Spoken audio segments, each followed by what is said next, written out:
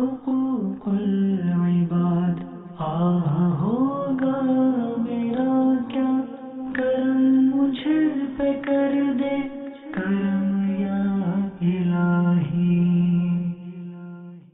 الحمد للہ رب العالمین والصلاة والسلام علی سید المرسلین اما بعد فاعوذ باللہ من الشیطان الرجیم بسم اللہ الرحمن الرحیم. الصلاة والسلام علیک یا رسول اللہ وعلی آلک واصحابک یا حبیب اللہ. الصلاة والسلام علیک یا نبی اللہ وعلی آلک واصحابک یا نور اللہ. سلسلہ ہے بندوں کے حقوق. آج جن حقوق کا بیان ہے اس میں کچھ حقوق ہیں، کچھ آداب ہیں. آداب سے مراد طریقہ کار. اسلام جو پسند کرتا ہے کہ اس شعبے کے حوالے سے ان چیزوں کا خیال رکھا جائے. کن کے حقوق ہیں اور کن کے بارے میں یہ آداب ہیں، اس کا تعلق ہے کمانے والے لوگوں سے، جس میں تاجر بھی شامل ہیں، جس میں ملازم بھی شامل ہیں، جس میں سیٹھ بھی شامل ہیں، اور جس میں کمانے والے ہر طرح کے افراد شامل ہیں. انہیں کیا کرنا چاہیے، ان پر لوگوں کا حق کیا بنتا ہے، ان پر اللہ کا حق کیا بنتا ہے. تو مخلوق کا حق وہ بھی، پھر اس کے ساتھ جہاں جس کے ساتھ تعلق بنتا ہے وہاں پر اس تعلق والے کا حق. جو تاجر ہے اس کے ساتھ تعلق بنتا ہے خریدار کا، لہذا خریدار کے حقوق ہیں تاجر پر. اسی طرح جو کسی کے پاس ملازمت کرتا ہے تو ملازم کے حقوق ہیں سیٹھ پر، اور سیٹھ کے حقوق ہیں ملازم پر. اور اسی طرح زندگی کے اور جو کمانے کے اسپیکٹس ہیں، جو اس کے ویز ہیں، جو اس کی صورتیں ہیں، وہ سب اس میں شامل ہیں. لہذا اس کو تھوڑا سا وسعت کے ساتھ، تھوڑا سا اس کو جو ہے وہ زیادہ تفصیل کے ساتھ جو ہے وہ میں بیان کروں گا. سب سے پہلی بات، محنت کا جذبہ ہونا چاہیے. کمانے کی کوشش کرنی چاہیے. کام چوری، سستی، کاہلی اور کام سے دور بھاگنے سے بچنا چاہیے. حدیث مبارک میں اس کے حوالے سے بڑی خوبصورت تعلیمات ہیں. بہت سے لوگ کام کرنے سے بھاگتے ہیں، بچتے ہیں، اور اس کی وجہ وہ دوسروں پہ بوجھ بن جاتے ہیں. جبکہ جو اسلام پسند کرتا ہے وہ یہ ہے کہ دوسروں پہ بوجھ نہ بنے، اپنے دست و بازو سے کمائیں، اپنے ہاتھ سے محنت کریں، دوسروں پر بوجھ بننے کی بجائے دوسروں کا بوجھ اٹھانے والے بنے. یہ ہے اسلام کی تعلیمات. اس پر چند احادیث مبارکہ عرض کرتا ہوں. حدیث مبارک ہے، نبی پاک صلی اللہ تعالی علیہ وآلہ وسلم کی بارگاہ میں ایک انصاری صحابی آئے اور انہوں نے آ کے سوال کیا.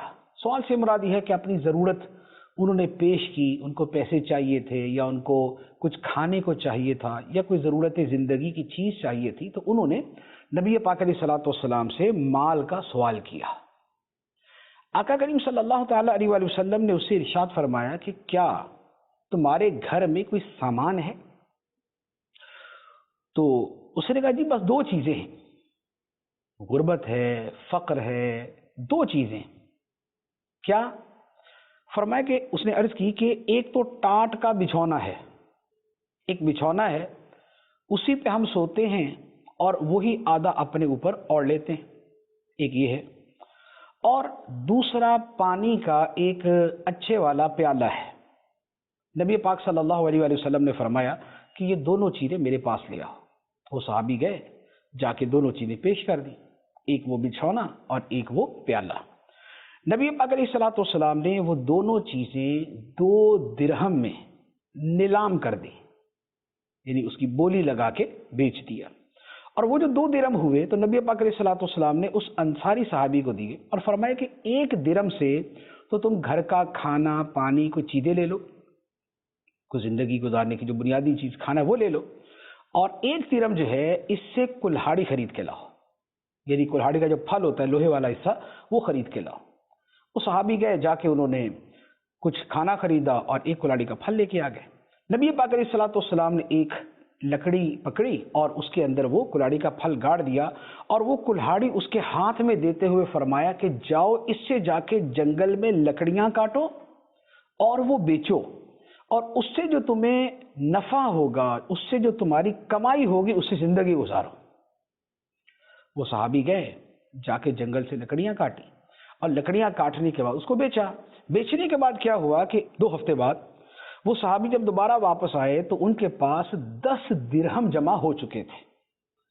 1 درہم کی کلاڑی تھی، لکڑیاں کاٹی، بیچی اور 10 درہم ان کے پاس جمع ہو گئے۔ 10 درہم سے مراد یہ ہوا کہ جو اس میں سے کھانے پینے پر درہم خرچ ہوئے وہ جدا رہے، اس سے ہٹ کر 10 درہم جمع ہو گئے۔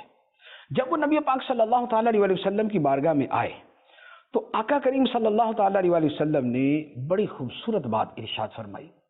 فرمایا کہ یہ محنت کی کمائی تمہارے لیے کہیں بہتر ہے اس بات سے کہ تم لوگوں سے مانگتے پھرو، اور قیامت کے روز تمہارے چہرے پر بھیک مانگنے کا داغ ہو۔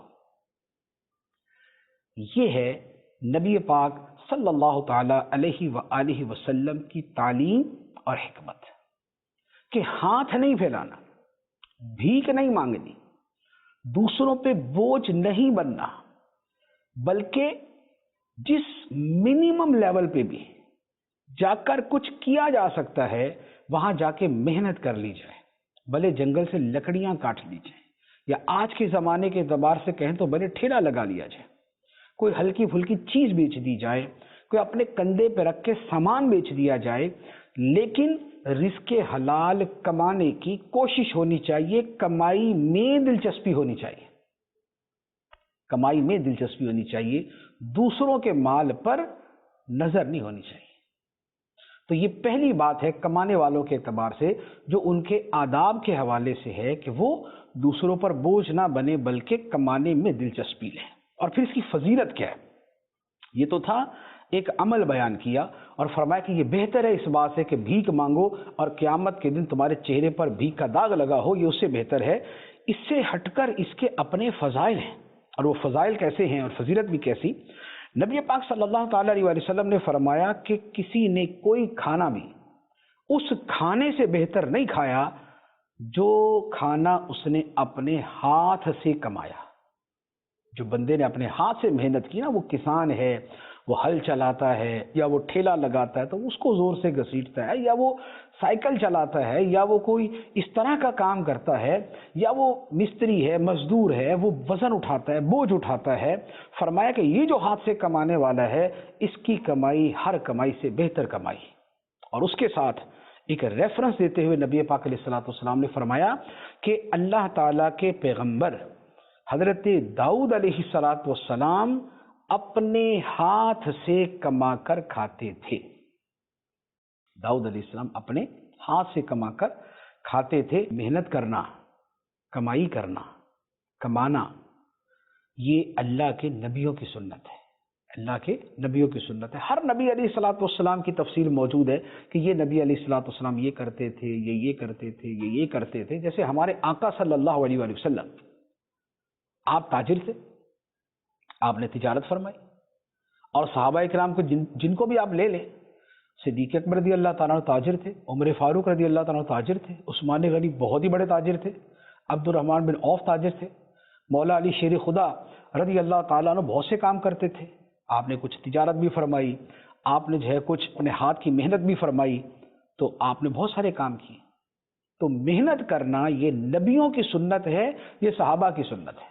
ایک اور حدیث میں عرض کرتا ہوں، نبی پاک صلی اللہ تعالیٰ علیہ وسلم نے فرمایا، بخاری شریف کی حدیث ہے، فرمایا کہ ایک شخص اپنی رسیوں سے لکڑیوں کا گٹھا باندھ کر اپنے سر پہ لا دے، لکڑیوں کا گٹھا باندھ کے اپنے سر پہ لا دے اور بیچے۔ فرمایا کہ اس طرح وہ اپنے چہرے کو بھیک کی ذلت سے بچا لے۔ فرمایا کہ یہ اس سے بہتر ہے کہ لوگوں سے بھیک مانگتا پھرے اور کوئی اس کو دے اور کوئی اس کو نہ دے، کوئی اس کو دے اور کوئی اس کو نہ دے۔ تو مانگنے میں عزت نہیں ہے، بھیک کے اندر عزت نہیں ہوتی، کبھی کسی کے آگے ہاتھ پھیلانے میں عزت نہیں ہے، خواہ وہ دوست ہیں یا وہ رشتہ دار ہیں یا وہ کوئی اور ہے۔ کیوں؟ اس لیے کہ کبھی کوئی دے گا کبھی کوئی منع کر دے گا.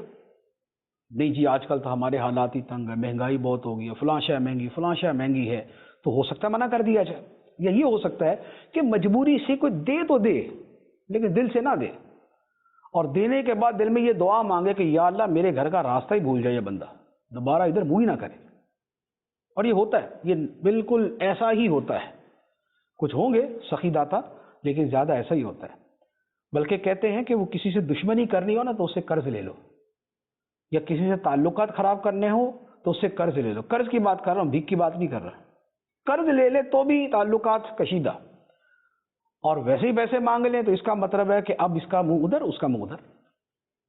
بھلے وہ پیسے حج کے لیے ہوں، تب بھی کسی سے لینا جو ہے یہ کوئی عزت کا کام نہیں ہوتا. مجبوری میں قرض لینا جائز ہے، مجبوری میں قرض لینا جائز ہے، لیکن حتی الامکان اس سے بچنا چاہیے.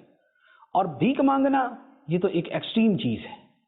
تو محنت کرنے کی عادت ڈالنی چاہیے. بہت سے لوگ ایسے ہوتے ہیں کہ جن کے لیے، جس کو کہتے ہیں نا کہ وہ کام کرنا جوانوں کی موت، محنت کرنا جوانوں کی موت ہے آج کل، کہ کام کرتے موت پڑتی ہے.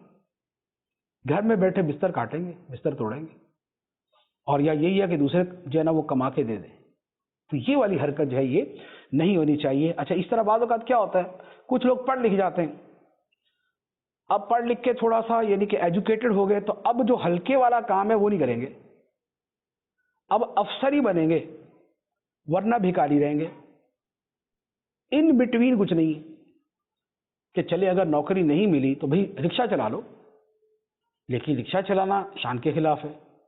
تو اب کیا ہوگا، افسری ملی نہیں، چھوٹا کام کرنا نہیں، تو کیا ہوگا، بھیک مانگیں گے، دوستوں سے مانگیں گے، رشتہ داروں سے مانگیں گے، ایسے چلتے رہیں گے. اور زیادہ داؤ چلے گا تو وہی داماد صاحب سسر سے مانگ لیں گے، اور بہنوئی صاحب سالے صاحب سے مانگ لیں گے. یہ ہو جائے گا.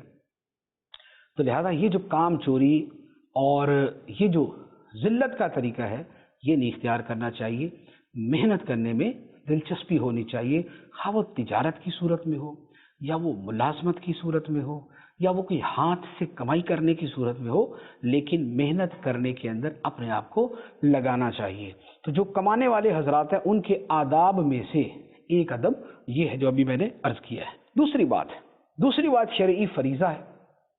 شرعی فریضہ یہ ہے کہ کمانے کے اندر خواہ وہ تجارت ہے یا وہ ملازمت ہے، بہر صورت حرام کمانے سے بچے، کیونکہ رزق حرام آخرت کی بربادی کا ذریعہ اور دنیا میں بھی تباہی لاتا ہے.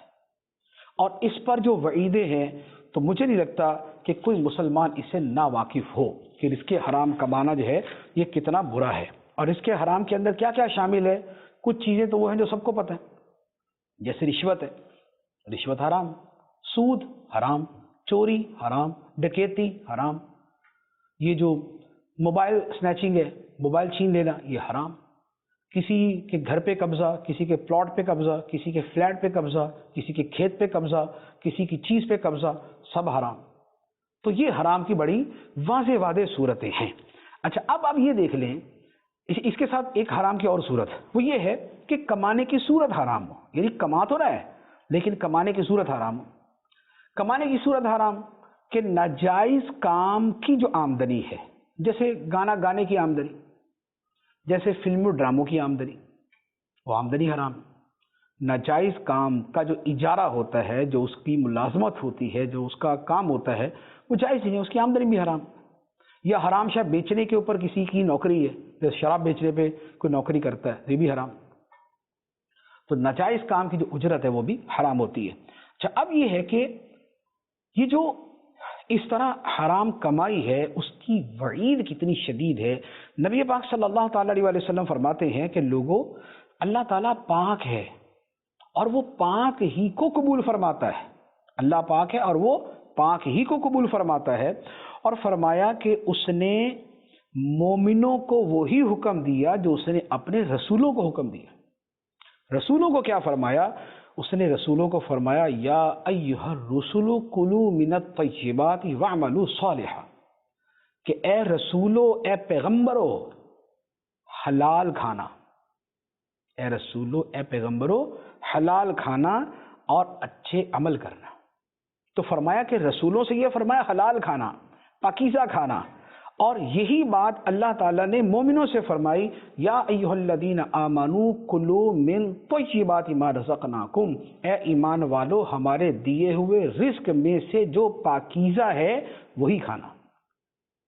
تو رسولوں کو بھی فرمایا کلوا من الطیبات، اور ایمان والوں کو بھی فرمایا کلوا من الطیبات. تو یہ پاکیزہ جو ہے یہ کھانا رسولوں کو بھی حکم اور اہل ایمان کو بھی حکم. اور پھر جو حرام کھانے والے ہیں ان کے بارے میں کتنی سخت وعید ہے. فرمایا کہ ایک آدمی لمبے سفر سے آتا ہے، دور دراز کا سفر ہے، اور حالت یہ ہے کہ اس کے بال بکھرے ہوئے، جسم اور کپڑوں کے اوپر گرد و غبار ہے. تو جو مسافر ہو، جو پراگندہ حال ہے، اس کی دعا قبول ہوتی، مسافر کی دعا قبول ہوتی. اور اسی طرح جس کے حال ہی خراب ہے، بیچارہ اتنا غربت، مسکینی، آزمائش کے اندر ہے، تو اس کی بھی دعا قبول ہوتی. تو اب ہونا کیا چاہیے کہ بندہ دور سے آیا، بال بکھرے ہوئے، حالت اس پراگندہ ہے، تو اس کی دعا قبول ہونی چاہیے، جو عام طور پہ ایک طریقہ ہے.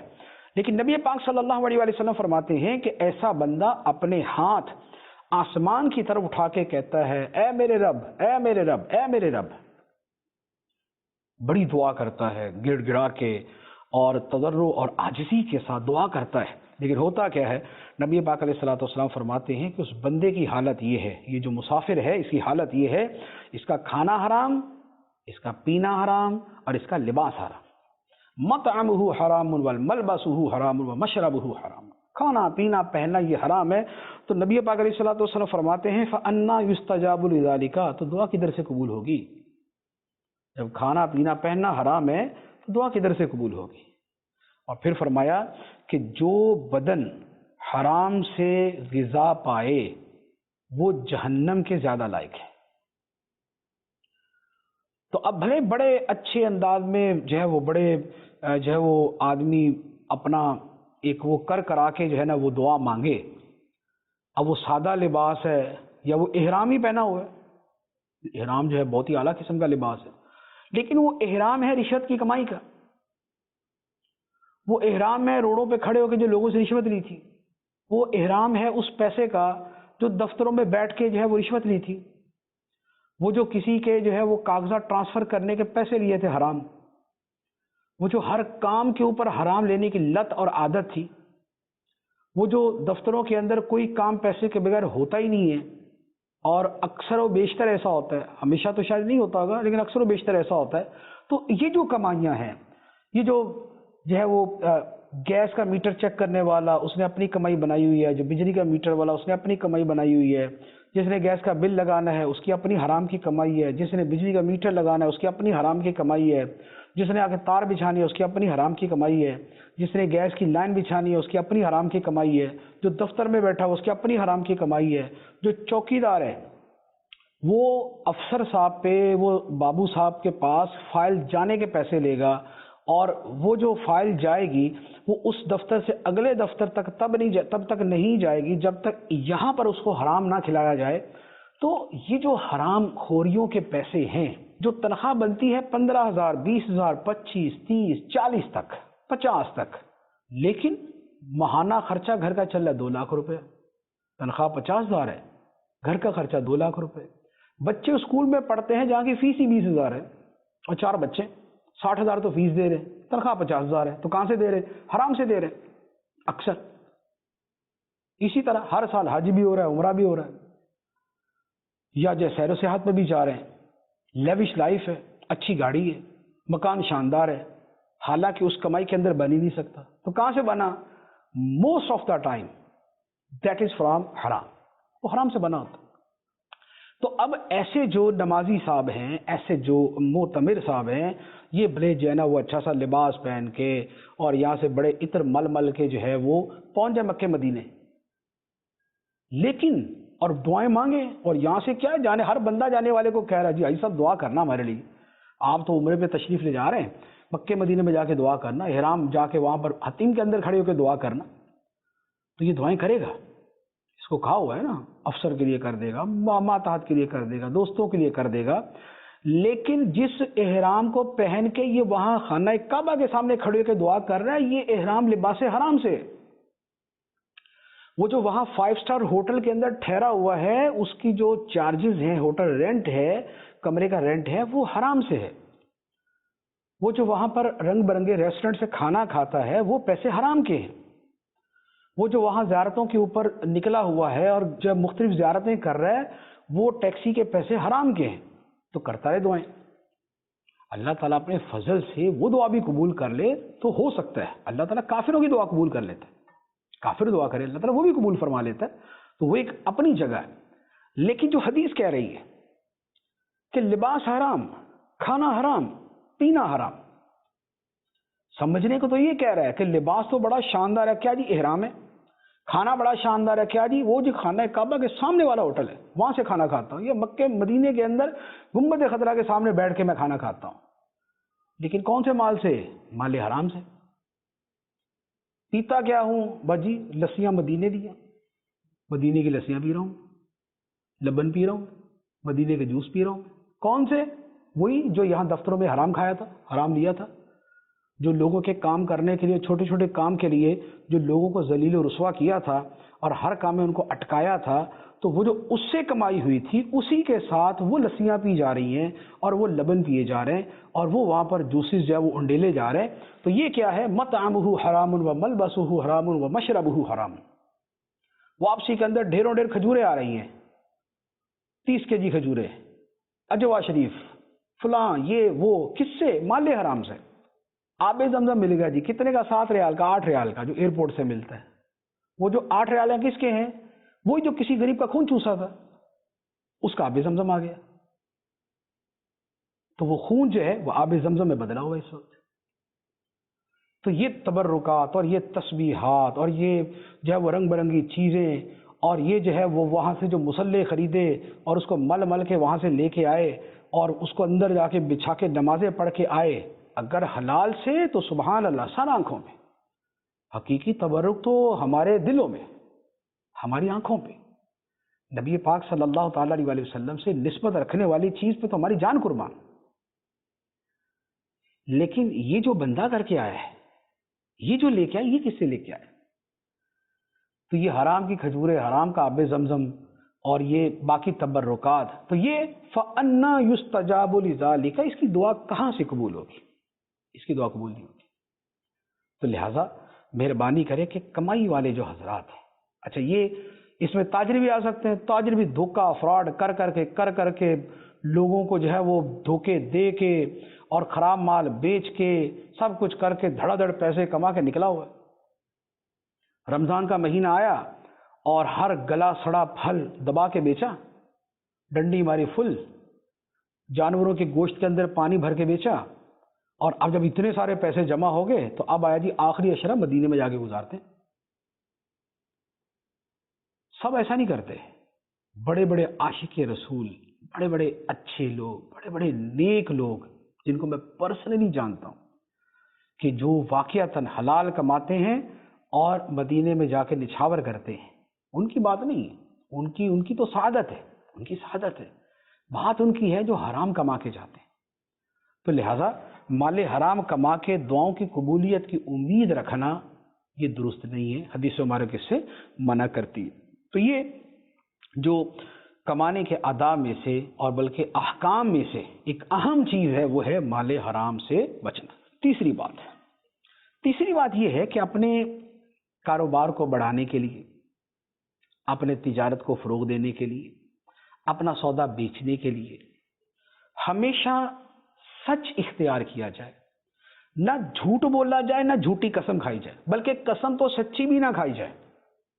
قسم تو مال بیچنے میں سچی بھی نہ کھائی جائے کہ اللہ کی قسم میں نے خود جو ہے یہ 500 روپے kg خریدا، سچی قسم ہے، فرمایا یہ بھی نہ کھائے. اور جھوٹی قسم تو وہ تو پھر بالکل ہی گناہ کبیرہ ہو گئی نا. وہ تو یمین غموس جسے کہتے ہیں کہ وہ گناہوں میں بندے کو ڈبونے والی ہے. تو یہ جو ہے کاروبار کے لیے سچ کا راستہ اختیار کرے. جب سچ نہیں بولتے نا تو کچھ عرصے کے لیے تو کام چل جاتا ہے لیکن ہمیشہ کے لیے نہیں چلتا. ایک مرتبہ جب پتہ چل جائے نا اس بندے نے جھوٹ بولا ہے، یہ شے 500 روپے کی ہے، اس نے کہا نہیں جی ہمیں تو خود 500 روپے کی پڑتی ہے، آپ کو تو کچھ ہم پروفٹ رکھ کے دیں گے نا، 550 کی دے دی. 2 دن بعد پتا چلا کہ نہیں بھائی وہ تو 450 کی ملتی ہے اور اصل ریٹ ہی 500 بنتا ہے اس کا. جب ایک مرتبہ کسی دکاندار کا پتا چل جائے بندہ دوبارہ اس کے پاس جاتا ہی نہیں. تو جھوٹ نہ بولے، سچ بولے، اور قسم کھائے ہی نہیں، نہ سچی نہ جھوٹی. سچی قسم کھانا گناہ نہیں لیکن برا ہے، معیوب ہے کاروبار کے لیے، اور جھوٹی قسم کھانا وہ حرام گناہ کبیرہ. نبی پاک صلی اللہ تعالی علیہ وسلم نے فرمایا کہ قیامت کے دن اللہ تعالیٰ ایسے بندے سے بات بھی نہیں کرے گا اور نہ اس کی طرف رحمت کی نگاہ فرمائے گا، اور نہ ایسے بندے کو پاک و صاف کرے گا. کسے؟ فرمایا کہ جو جھوٹی قسمیں کھا کر اپنا کاروبار بڑھاتا ہے، جھوٹی قسمیں کھا کے اپنا مال بیچتا ہے. تو کئی بازار ایسے ہیں قسم کے بغیر بات ہی نہیں. کئی معقول سلجھے ہوئے لوگ ہوتے ہیں، بالفرض جھوٹ بھی بولے نا تو کم از کم جو ہے وہ قسم نہیں کھاتے. اور کئی ایسے ہیں ہر چھوٹی بات ہے بڑی بات ہے، اٹھنی چونی کی چیز ہوتی ہے قسم اس کے اوپر بھی کھا دیتے. وہ خدا کا نام جو ہے اتنا چھوٹا تو نہیں ہے کہ آپ اس دنیا کی جو ہے وہ مال کی خاطر وہ قسمیں کھاتے پھریں. کاروبار کے لیے بقیہ جہاں شریعت نے اجازت دی وہ اپنی جگہ، لیکن خدا کا نام جو ہے وہ صرف مال بیچنے کے لیے استعمال کریں، ایسا نہیں. تو فرمایا کہ ایسے شخص کو جو جھوٹی قسمیں کھا کے کاروبار بڑھاتا ہے، اللہ تعالیٰ قیامت کے دن نہ اس سے بات کرے گا، نہ اس پہ نظر رحمت ڈالے گا، اور نہ اللہ تعالیٰ ایسے بندے کو پاک و صاف کرے گا. تو لہذا کاروبار کے اندر ان چیزوں سے بچنا چاہیے. اس کے بعد ایک اور حدیث مبارک، اور یہ حدیث مبارک جو ہے یہ ایسی ہے کہ تجربہ جس کی صداقت پر مزید گواہ ہے. ویسے تو سرکار دو عالم صلی اللہ تعالیٰ علیہ وآلہ وسلم نے جو فرما دیا وہ حق ہی ہے، اس میں جھوٹ کا تو کوئی صورت ہی نہیں ہے نا. تمہارے منہ سے جو بات نکلی وہ ہو کے رہی. آقا کریم علیہ الصلوۃ والسلام کی بارگاہ میں شاعر کہتا ہے کہ تمہارے منہ سے جو بات نکلی وہ ہو کے رہی، جو دن کو کہا شب تو رات ہو کے رہی. تو سرکار تو دن کو بھی رات فرما دے گا، رات ہو کے رہے گی. نبی پاک علیہ الصلوۃ والسلام کا کلام سچ ہے. لیکن یہاں پر جو ایک اضافی چیز ہے وہ یہ ہے کہ یہ وہ بات ہے کہ تجربے سے بھی جس کا پتہ چلتا ہے کہ ایسا ہی ہوتا ہے. وہ کیا ہے؟ نبی پاک علیہ الصلوۃ والسلام نے فرمایا قسمیں کھانے سے بچو. مسلم شریف کی حدیث ہے، فرمایا قسمیں کھانے سے بچو، یہ چیز وقتی طور پر تو ترقی کروا دیتی ہے، مال بکوا دیتی ہے، لیکن کاروبار سے برکت اٹھا دیتی ہے. مال بکوا دیتی ہے، برکت اٹھا دیتی ہے. اسی لیے جو لوگ قسمیں کھا کھا کے کاروبار کرتے نا، تو آپ یقین کریں، آپ یعنی مشاہدہ تو کرنا تھوڑا سا عیب تلاش کرنے والی بات ہو جائے گی، اس لیے وہ نہ کریں، لیکن سامنے آئے تو آپ دیکھیں، غور کریں کہ جو لوگ بات بات پہ قسم کھانے والے ہوں گے نا کاروبار میں، یہ کبھی خوشحال نہیں ہوتے. یہ کبھی خوشحال نہیں ہوتے. کاروبار بڑا اچھا چل رہا ہے، مال بک رہا ہے، آ رہا ہے، مال بک رہا ہے، لیکن ان پہ خوشحالی آپ کو نظر نہیں آئے گی. یہ آپ کو فقیر ہی نظر آئیں گے، یہ مسکین ہی نظر آئیں گے. یہ زندگی بھر جو ہے نا، جسے کہتے ہیں نا مرو مرو کرنا، کہ مر گیا مر گیا مر گیا مر گیا، یہ وہی کرتے نظر آئیں گے. کیوں؟ اس لیے کہ برکت اٹھ گئی. تو فرمایا قسمیں نہ کھاؤ زیادہ، قسمیں کھانے سے بچو، وقتی طور پہ چیز کو بکوا دے گی، برکت کو مٹا دے گی. ایک اور حدیث مبارک ترمذی شریف اور ابن ماجہ کی حدیث ہے. حضرت رفاعہ رضی اللہ تعالیٰ عنہ فرماتے ہیں کہ ایک مرتبہ نبی پاک علیہ الصلوۃ والسلام کسی بازار کے پاس سے گزرے تو دیکھا کہ لوگ اپنے کاروبار میں مصروف ہیں، لوگ کاروبار کر رہے ہیں. تو فرمایا کہ اے تاجروں، اے تاجر لوگوں. جب آپ نے تاجروں کو مخاطب کیا تو سب نے اپنی گردنیں اٹھا لی کہ نبی پاک علیہ الصلوۃ والسلام مخاطب ہے ہم سے. نبی پاک صلی اللہ علیہ وسلم نے فرمایا قیامت کے دن تاجر لوگوں کا حشر، تاجروں کا حشر فاجروں کے ساتھ ہوگا. تاجروں کا حشر فاجروں کے، فاجر کہتے ہیں کھلے گناہ گار کو، جس کا فسق فجور جو ہے وہ کھلا ہو، پتہ ہو سب کو یہ بندہ فاسق فاجر آدمی ہے نا، یہ فاجر ہوتا ہے بیسیکلی. تو فرمایا کہ ان کا حشر فاجروں کے ساتھ ہوگا سوائے ان تاجروں کے. تاجروں کا حشر فاجروں کے ساتھ سوائے ان تاجروں کے جنہوں نے پرہیزگاری اختیار کی اور بھلائی کا کام کیا اور سچ پر قائم رہے. پرہیزگاری، پرہیز کی کس سے؟ جھوٹ بولنے سے، دھوکہ دینے سے، فراڈ کرنے سے، خیانت کرنے سے، جھوٹی قسم کھانے سے جس نے پرہیز کی، نمبر 1. تو ایسا تاجر کہ جو ان برائیوں سے پرہیز کرے، نمبر 1. نمبر 2، جو اپنے تجارتی معاملات کے اندر بر، نیکی کرے، بھلائی کرے، لوگوں کا خیال کرے، اور تیسری بات جو سچ پر قائم رہے، تو یہ قیامت کے دن جو ہے یہ فاجروں سے جدا ہوں گے. ورنہ جو تاجر ہیں وہ ان کا حشر فاجروں کے ساتھ ہوگا. کیوں؟ اس لیے کہ فاجر بھی گناہ کے مرتکب ہیں، اور یہ جو جھوٹی قسمیں کھانے والے اور کاروبار میں دھوکہ خیانت کرنے والے ہیں تو یہ بھی گناہ گاروں کی جو ہے وہ اس میں آتے ہیں گنتی کے اندر، تو لہذا ان کا حشر ان کے ساتھ ہوگا.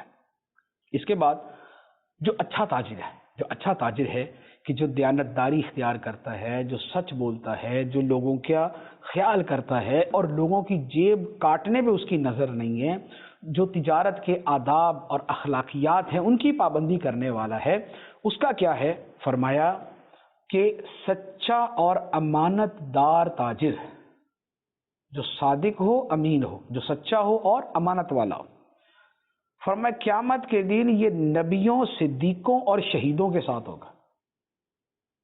جو سچا تاجر ہے، بھلے وہ پرچون کا جو ہے نا کریانے کا کام کرتا ہے، سچا تاجر بھلے وہ ٹھیلا لگاتا ہے، پھل بیچتا ہے، سبزی بیچتا ہے، تو بظاہر لوگوں کی نظر میں وہ تاجر نہیں ہے. ویسے تو تاجر ہی ہوتا ہے جو بیچنے والا، وہ تاجر ہے. اب وہ کپڑا بیچے یا وہ کروڑوں روپے کی چیز بیچے یا وہ پراپرٹی بیچے یا وہ سبزیاں ہی بیچے بھلے، لیکن کیا ہے تو تجارت کرنے والا. اب جو ایسا تاجر سچ بولے گا اور امانت دار ہوگا، اب ہر ایک کا درجہ اس کے اعتبار سے ہو جائے گا. سبزی بیچنے والا ہے تو بھائی گلی سڑی نہ بیچے، ایکسپائر نہ بیچے. پھل فروٹ ہے تو اس کے اندر وہ حرکت نہ کرے کہ نیچے گلے سڑے اوپر صاف ستھرے، اور جیسے ہی جو ہے وہ گاہک کی نظر ادھر ادھر ہوئی یا اس کو باتوں میں لگایا تو اس کو ٹپکا دیا. یا بڑے کاروبار کرنے والا ہے تو وہی پراپرٹی والا جو ہے ادھر سے کچھ بولا ادھر کچھ بولا اور درمیان میں کچھ ہیر پھیر کی اور نکال دیا. بعد میں وہ بیچارہ خریدنے والا رو رہا ہے، یار کہاں پھنسا دیا، کہا مجھے یہ تھا کہ یہ ایسا تو ویسا تو جیسا تو تیسا، اور اب اس کے اندر یہ مسئلہ ہے.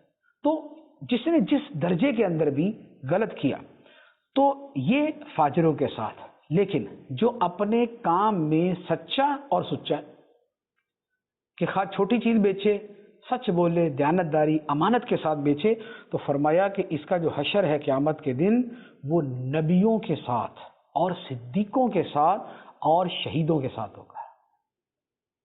وجہ حکمت عرض کر دیتا ہوں. یہ حکمت لکھی نہیں میں نے پڑھی لیکن ایک سینس ہوتا ہے. حکمت یہ ہے کہ نبی سچے تھے، صادق تھے، امین تھے، تو اس نے کاروبار میں صدق اور امانت کو اختیار کیا تو سچے نبیوں، امانت دار نبیوں کے ساتھ اس کا حشر ہوگا کہ سارے نبی صادق امین. دوسری بات صدیقوں کے ساتھ حشر ہوگا. کیوں؟ اس لیے کہ صدیق تو کہتے ہیں صدق والے کو ہے، سچے کو ہے. اور دوسرا جو صدیق اکبر ہیں، سیدنا صدیق اکبر رضی اللہ تعالیٰ، وہ تاجر تھے. جب ان کے ساتھ حشر ہوگا تو باقی صدیق بھی تو صدیق اکبر کے پیچھے ہی ہوں گے نا، تو ان کے ساتھ ہوگا. اور شہیدوں کے ساتھ اس لیے حشر ہوگا کہ شہید اپنی جان اللہ کی راہ میں قربان کرتے ہیں، اور یہ جو تاجر ہیں یہ اپنے نفس کو اللہ کی راہ میں قربان کرتے ہیں. کیوں؟ اس لیے کہ نفس تو یہی کہتا ہے کہ جھوٹ بول کے کما لو جتنا کمانا ہے، لیکن یہ نفس کشی کرتے ہوئے، نفس کو دبا کے، یہ سچ بول کے، نفس کو دبا کے یہ اپنا مال بیچتا ہے، تو اس نے اپنے نفس کو بار بار قتل کیا. جو نفس امارہ ہے اسے قتل کیا، تو اس کا حشر جو ہے وہ شہیدوں کے ساتھ ہوگا. تو یہ ہے کاروبار کے اندر سچ اپنانے کا نتیجہ. اچھا، اس کے ساتھ پھر ایک اور حدیث مبارک ہے کہ یہ جو دیانت اور امانت کو اختیار کرنے والے ہیں ان کا معاملہ، نبی پاک علیہ الصلوۃ والسلام نے فرمایا کہ اللہ تعالیٰ فرماتا ہے، حدیث قدسی ہے، فرمایا کہ اللہ تعالیٰ فرماتا ہے دو شریکوں میں تیسرا شریک میں ہوتا ہوں. کاروبار جب دو بندے مل کر کرتے ہیں تو فرمایا کہ تیسرا ان کے ساتھ میں ہوتا ہوں. تیسرے سے مراد یہ کہ ان پہ نگہبان میں ہوتا ہوں، ان پہ نگہبان میں ہوتا ہوں. اور فرمایا کہ جب تین شریک ہو تو چوتھا ان کے ساتھ میں ہوتا ہوں، اور جب چار شریک ہو تو پانچواں ان کے ساتھ میں ہوتا ہوں. یہ جو آپس میں مل کے کاروبار کرتے ہیں. کب تک اللہ تعالیٰ کب تک ان کے ساتھ ہے؟ اپنی تائید، اپنی نصرت، اپنی حمایت، اپنے فضل اور اپنی رحمت کے اعتبار سے اللہ تعالیٰ ان کے ساتھ ہے. کب تک؟ فرمایا جب تک کوئی شریک اپنے ساتھی کے ساتھ خیانت نہ کرے.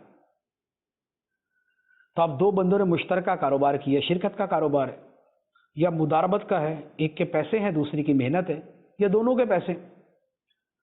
تو یہ دو بندے ہیں یا تین ہیں یا چار ہیں یا پانچ ہیں یا ان سے زیادہ ہیں، جب تک ان میں سے کوئی بندہ اپنے ساتھی کے ساتھ دھوکہ نہیں کرے گا، رب کی رحمت، رب کا فضل اور رب کی تائید ان کے ساتھ رہے گی. اور فرمایا کہ جب کوئی خیانت کر لیتا ہے، پہلے تو تھا کہ خیانت نہ کرے تو میں ان کے ساتھ ہوتا ہوں، اب فرمایا کہ جب کوئی ساتھی اپنے ساتھی کے ساتھ خیانت کر لیتا ہے تو فرمایا کہ میں درمیان سے ہٹ جاتا ہوں. اللہ تعالیٰ فرماتا ہے کہ میں درمیان سے ہٹ جاتا ہوں، یعنی اللہ تعالیٰ کا جو فضل اور جو حمایت اور جو مدد ان کے ساتھ تھی وہ اللہ تعالیٰ ہٹا لیتا ہے. اور پھر کیا ہوتا ہے؟ فرمایا کہ اس کی جگہ ان کے درمیان شیطان آ جاتا ہے. تو پھر شیطان تو رنگ برنگی پٹیاں پڑھاتا ہے، اور شیطان پھر آپس کے اندر لڑائی بھی کرواتا ہے، آپس میں کینے بھی پیدا کرتے ہیں، آپس میں حسد اور بغض بھی پیدا کرتا ہے. پھر کاروبار کے اندر ایک دوسرے سے خیانت کے نتیجے میں قتل و غارت گری بھی ہوتی ہے، جس کا داؤ چلتا ہے دوسرے کو گھسیٹ کے رکھ دیتا ہے. تو پھر یہ سارا کچھ ہوتا ہے. تو لہذا رب کی رحمت چاہیے، مدد چاہیے، تائید چاہیے. تو ایک دو بندے مل کے کریں یا 100 بندے مل کے کریں دیانتداری کے ساتھ، اپنے ساتھی کو دھوکہ دینے کی کوشش نہ کریں. اور دھوکہ دیا تو پھر شیطان آیا کھڑا. اچھا، اس کے ساتھ ایک اور ادب مزید، یہ بڑی اہم چیز ہے یہ، اور وہ ہے یہ آداب میں سے بھی ہے اور آداب کے ساتھ اس کا کچھ تعلق جو ہے لوازمات میں سے بھی ہے، وہ ہے وقت کی پابندی کا خیال کرنا. آپ کا کاروبار ہے یا آپ کی ملازمت، وقت کی پابندی کریں. ملازمت کے تو احکام ذرا جدا ہیں، جو دکان ہے، جو کاروبار ہے، اس کے اعتبار سے کہ زندگی میں بہت سی چیزیں ایسی ہوتی ہیں کہ جو کسی بھی شے کے اندر ترقی میں معاون ثابت ہوتی، اور جس میں بہت بڑا فیکٹر وقت کی پابندی ہے. پتہ چلے جی آج 10 بجے دکان کھلی ہے، کل 11 بجے کھل رہی ہے، پرسوں 12 بجے کھل رہی ہے. کیوں؟ اس لیے کہ شہزادہ صاحب آج دیر سے اٹھے ہیں، کل اور دیر سے اٹھے ہیں، پرسوں اور دیر سے اٹھے. تو پھر ہو گیا کاروبار. اسی طرح دکان بند کرنے کے اندر آج 5 بجے دل کیا بند کر دی، کل 11 بجے بند کر لیں گے. تو یہ جو یوں من موجی اور مستیوں کے ساتھ کاروبار ہے، یہ نہیں ہوتا. وعدے کی پابندی، وقت کی پابندی، یہ بڑی ضروری ہوتی ہے. اور اس کے ساتھ جو اگلی چیز ہے وہ ہے جو ملازم ہیں، ان کا معاملہ زیادہ سخت ہے. کیونکہ ملازم کیا ہوتا ہے؟ ملازم نے اپنا وقت بیچا ہوتا ہے. ایک بندہ کسی ادارے میں نوکر ہے، ملازم ہے، اب اس کا 8 سے 4 تک، 9 سے 5 تک اس کی جو ملازمت کا وقت ہے، اجارہ ہے، اس کے پیسے لیتا ہے. اب اگر وہ وقت پورا نہیں دے گا تو اتنے وقت کی تنخواہ لینا اس کے لیے حلال نہیں ہے. تو اب ہمارے یہاں کتنا ہے، سرکاری دفتروں میں چلے جائیں ذرا، کیا مجال ہے کہ آپ کو ذرا ٹائم پہ مل جائے کوئی بندہ، تو وقت پورا نہیں کریں گے. تو اب وقت پورا نہیں تو اس کی کمائی حرام. اچھا، اور اگر اپنی کٹوتی کروا لی، مثال کے طور پہ 1 گھنٹہ لیٹ آ گئے، 2 گھنٹے لیٹ کٹوتی کروا لی، تو ٹھیک ہے، اب مال اس کی کمائی تو حرام نہیں. لیکن بات یہ ہے کہ جو بندہ وقت کی پابندی نہیں کرے گا اس کے کام میں حرج ضرور واقع ہوگا، اس کے کام کے اندر خلل ضرور آئے گا، اور نتیجہ یہ ہے کہ پرفارمنس ہے اس کی خراب ہو جائے گی، اور جو اس کا کام کا جو معیار ہے وہ بھی خراب ہو جائے گا. تو لہٰذا اس کے آداب اور اس کے لوازم میں سے ہے کہ کاروباری معاملات میں اور ملازمت کے معاملات کے اندر جو وقت ہے اس کی قدر و قیمت کی جائے. اسی کے ساتھ تھوڑا سا مزید کچھ چیزیں ہیں لیکن انشاءاللہ یہ اگلے سلسلے میں بیان کریں گے. اللہ تعالی ہمیں کاروبار کے آداب، تاجروں کے حقوق اور جو اس سے متعلقہ حقوق ہیں سارے کے سارے پورے کرنے کی توفیق عطا فرمائے. آمین بجاہ النبی الامین صلی اللہ علیہ وسلم. حقوق العباد ہوگا میرا کیا، کرم مجھ پہ کر دے کرم